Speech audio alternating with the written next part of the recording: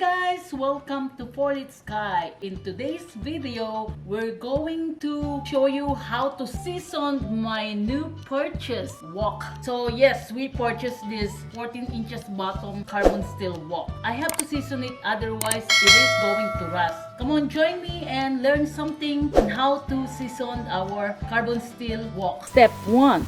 Wash the wok in hot water with a small amount of liquid detergent and a scrubber, such as a stainless steel sponge or pad. Step number 2. If needed, scrub the exterior of the wok with a scrubber and an abrasive cleanser. Do not use the abrasive cleanser on the inside of the wok. Step number 3. Rinse the wok and quickly dry it thoroughly with paper towels. Be quick to prevent rusting at this point. Step number 4. Open the windows and turn on the ventilation. Place the wok on the high heat. Wait some minutes until the steel changes its color. Step number 5. Move the wok, turning it and tilting it up to the rim and back until the steel turns a bluish or yellowish color. The whole wok must change color. The whole surface turned into blue.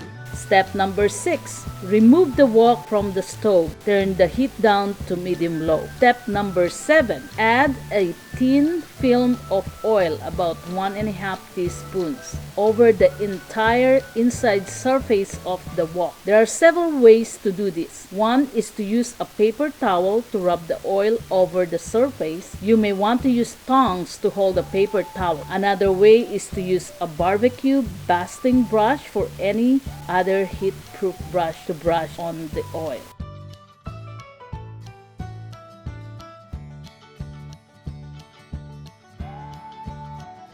Step number 8. Heat the wok on medium-low heat for about 10 minutes.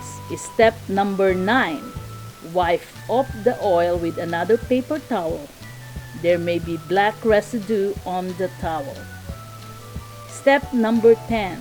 Repeat step 7 through 9 until no black residue comes off on the paper, about 3 times.